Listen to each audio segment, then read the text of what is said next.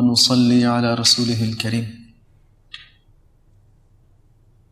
One of the great figures of Islam who not only stood up for the right beliefs but set an example of steadfastness and perseverance for haqq, for the truth, was a great scholar of hadith and fiqh, a great imam by the name of Ahmad ibn Hanbal.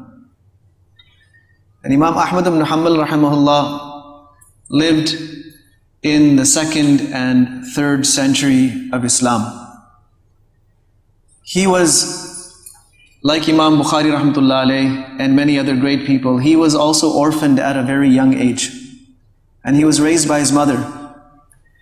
And they had to go through tough times. In fact, growing up, he had to work at the local post office to help support his family so they had something to eat. But during this time, his mother was always turning his attention towards Islamic knowledge.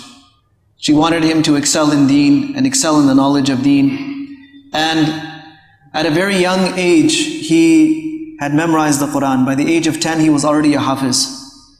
And after that, he turned his attention to the scholars that were available in Baghdad at that time, and he started acquiring knowledge from them. And he found that he had a particular affinity and interest with the hadith of Nabi sallallahu alaihi wasallam.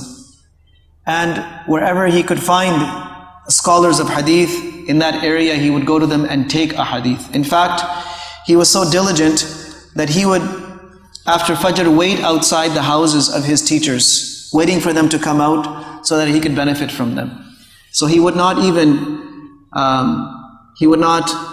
wait for them to set a circle, set a halqa, and then maybe I will go and then I will see them there. He would go to them and he would wait outside. He wouldn't knock on their door. When they came out, he would ask them if they had time, can I ask you something? Can I take some hadith from you? Can I acquire knowledge from you? And when he grew up, he traveled for knowledge. He went to Mecca, Medina, and other areas. He met Imam Shafi'i rahmatullah alayh, who was his elder, his teacher, his mentor, who mentored him in fiqh. He studied with Imam Abu Yusuf rahmatullah alayh, who was one of the students of Imam Abu Hanifa rahimahullah. And according to Imam Abu Zur'a told Imam Ahmad's son that your father had memorized in his time 1 million ahadith of Nabi sallallahu alayhi wasallam. 1 million ahadith. And it wasn't all knowledge. It was practice. He says, Imam Ahmad bin Hanbal rahmatullahi alayhi says himself, that any hadith that I have learned, I have implemented, I have practiced on it. So much so that he says, when I read the hadith of the Prophet ﷺ getting cupping done, cupping is like getting a little bit of bad blood removed from your system. He said, I went and also had cupping done, and I had read that the Prophet ﷺ gave a certain amount to the person who had performed the hijama, the cupping. So I also went and gave the same amount to the person who performed that on me. He was very, very diligent. And his status was such that people in his time looked to him for, not just for hadith, but also for rulings in all religious matters. And he built a very large circle of influence. Now a time came when the rulers of the Muslim world, Ma'mun al-Rashid specifically, they had fallen into the inclinations towards philosophical arguments, philosophical debates, and using Greek logic to justify, to prove or to disprove things in Islam.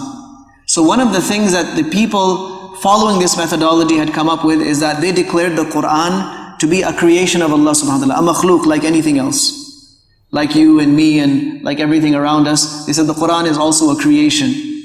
Now this is against the belief of Muslims. The Quran is not a creation. The Quran is the word of Allah subhanahu wa ta'ala, that Allah azza wa jal has revealed. He did not create it and give it to mankind as a creation.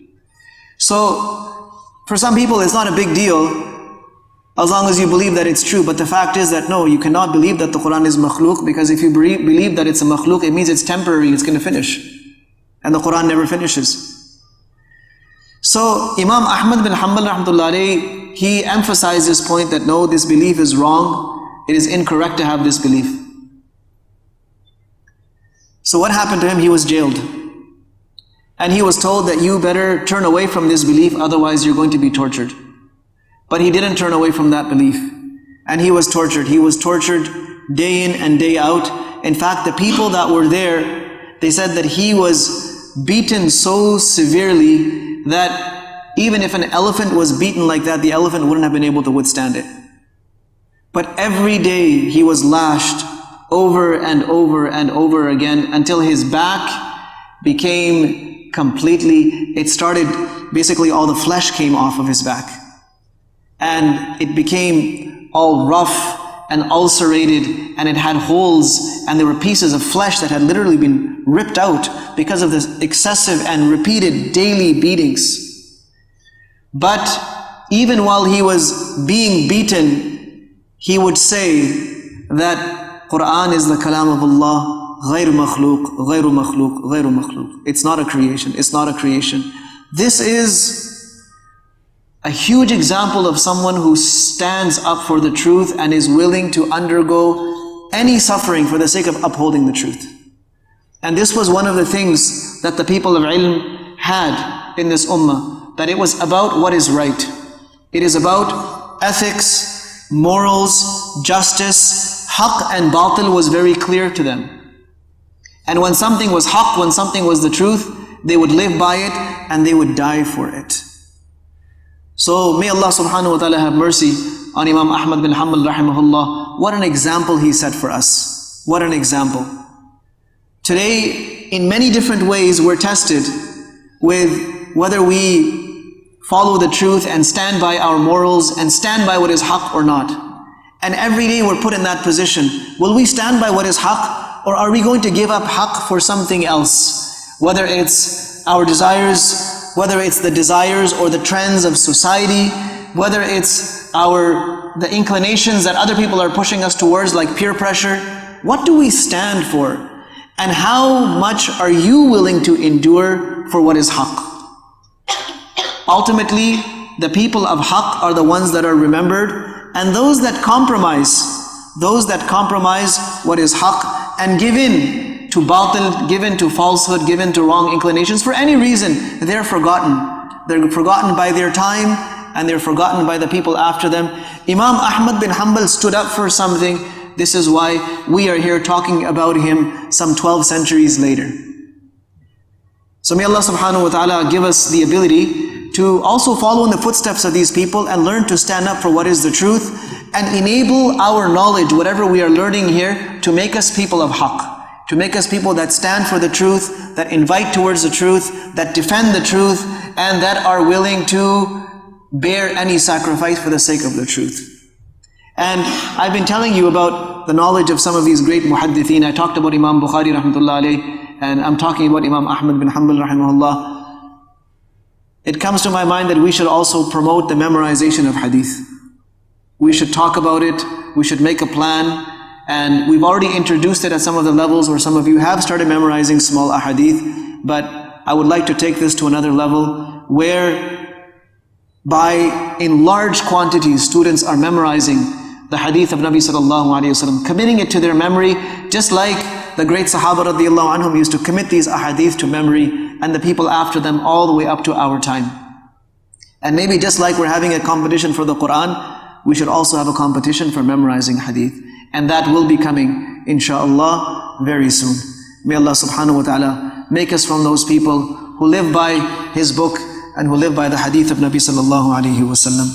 Wa sallallahu wa sallama wa baraka ala nabiyyina Muhammad.